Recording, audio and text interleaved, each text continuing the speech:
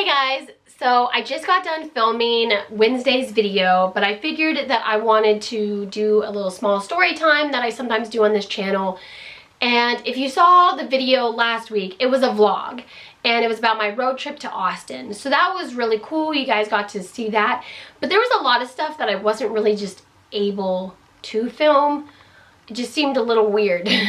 So there is a story time involved with it, so that's what this video is going to be. I'm going to tell you about it.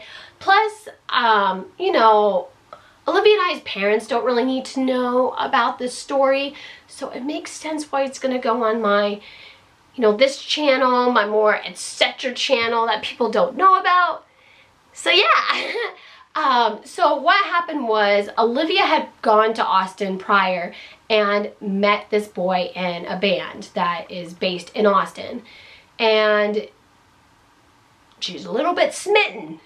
So she really wanted to go and see them play again. She does genuinely like their music. She liked the whole entire band's vibe, but she was kind of curious to know about this boy. I mean, he's in a band. How can you not have that mystery about this boy and not have a crush? Everybody has a crush on somebody in a band at one point.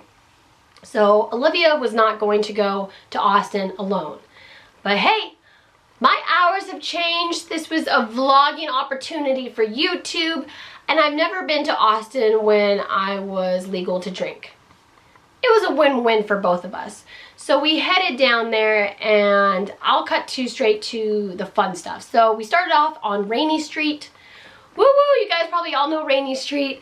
It's more, a little bit cleaner, a little bit more restaurant based, but it was a lot of fun. I looked up this one place on Yelp. It had good reviews. It was $1 perfect. We got there and I couldn't afford anything. I ended up getting a small plate, but I really should have just gone an appetizer and starved, because I spent, you know, about $60 some on dinner that night, and I was not getting drink after drink. I got one drink, okay? So I was like, ugh. So great to start the night. But we then walk over to 6th Street. Olivia loves to call it Dirty 6th. Maybe it was a little dirtier. We head there and we go, and we're bar hopping to play it cool because we don't want to be right there when the band begins. Especially, I'm talking her into this because I'm not for sure if I'm going to like the music, and I don't want to feel stuck there. So I'm kind of giving her a game plan that's, you know, a little bit catered to me exploring.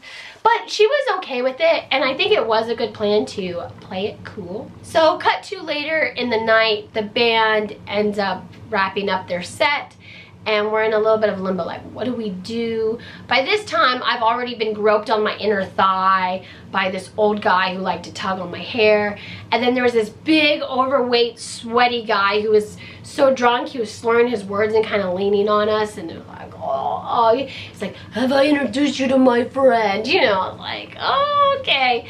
So I'm just thinking to myself, I am a damn good friend, because a lot of it was kind of subject to me, you know, but you know, that's kind of how friendship is. I just kind of took one for the team, you know. Oh, you're reaching your hand out to grope. I will throw myself in front of Olivia and be groped instead. So it's practically the same as taking a bullet for someone.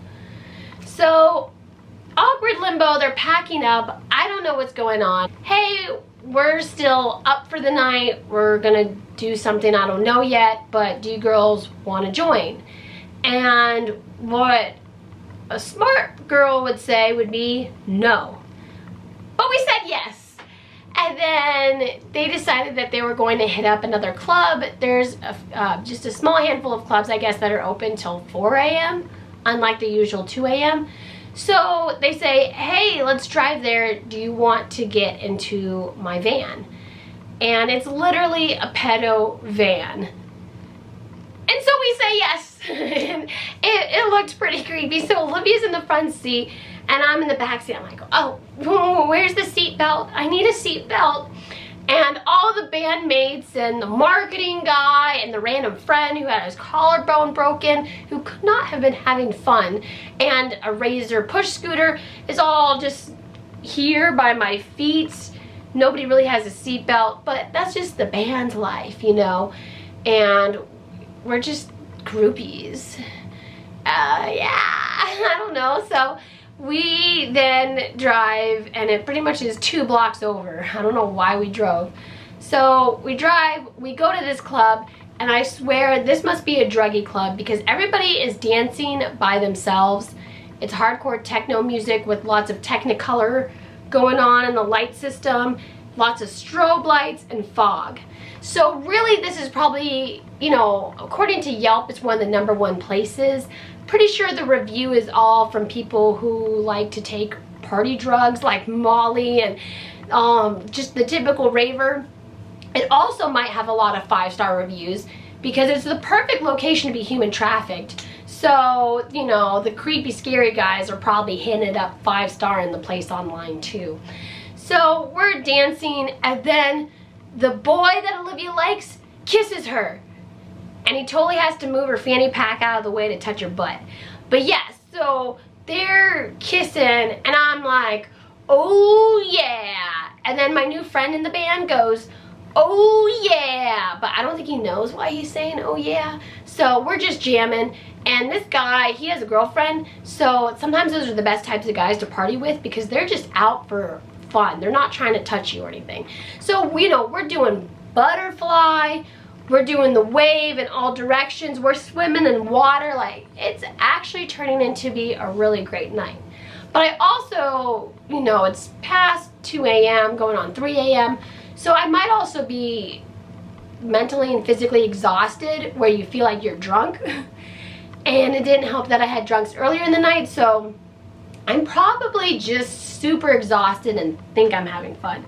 But in my memories, it was a lot of fun. So we're dancing, and then it gets to be 4 a.m. and they close. This one guy who's the marketing director is like, well, everybody's coming back to my place. And so we don't know what we're doing if we want to go along with them because the night is getting late. It's getting a little bit sketchier. But at this point in time, I'd say they earned our trust.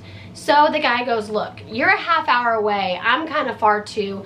Why don't, you know, I've taken some drugs. I'll pay you to drive my car to my house, and then it'll be a lot easier and cheaper to Uber to your place. And we're thinking, oh, you know, like, that's a good idea. So we're driving, and he's blaring the music. He's got his cigarette in hand, and I'm in the back seat. So even if he rolled down the window, all the fumes are just coming to me, and I'm just like, ah, you know, and Olivia's ears are just broken. It was so loud, but he doesn't know it because he's super high on drugs. But he's cool, and I don't, you know, I'm just gonna put, I just want to make sure I'm saying everything correctly. They were all, though, really nice, and they weren't creepy at all. They really weren't trying to get any. They were just genuinely nice people. So, you know, everything could be tolerated because they were nice and they meant well. So we're driving there, but then when we get to his place, you know, he had a cute dog, smelled terrible, and he had a cute cat with lots of fur chunks. But they were pretty entertaining for me because I didn't know what to really do, because we were just there for Olivia to get some more McLovin from her boy. So she and her boy ended up getting to talk some, but we pull up Uber or Lyft or whatever, and we see that we're over a half hour away from our house. And I go to that marketing guy, and I'm like, dude, this is really far still. And he goes, yeah, I just needed a ride. So late. It's past 4 a.m. So Olivia and I just know it's best to call it a night. So she gives her boy one last kiss, and that's all they do. I really don't want to make it sound like it was, you know, something more. But she gives him a kiss. We get in the Uber. I fall asleep in the Uber. Luckily, she stays awake because that's kind of dangerous. But it was literally over a half hour, the drive. And this was at 4 a.m., so there's no traffic. That's how far it was. However, he promised us $50 to drive him to his place. Ended up giving us $45. And was it a Lyft? The Lyft guy ended up being a charge of $40. So we made $5. Ah! Anyway, so it was a great time, and so they ended on good terms. I'm not gonna say they're dating or anything like that, but Everybody has to have a crazy time. It's Austin. Keep it weird. So I'm gonna go. But there's a little bit of an inside scoop. So now when you guys watch the vlog and it just seems all cheery, y'all know. Y'all know. So we will be going back to Austin, and maybe I will fill you guys in with another story time. I guess this was more of an update, but had to tell you. Okay, well, talk to you later, guys. Bye.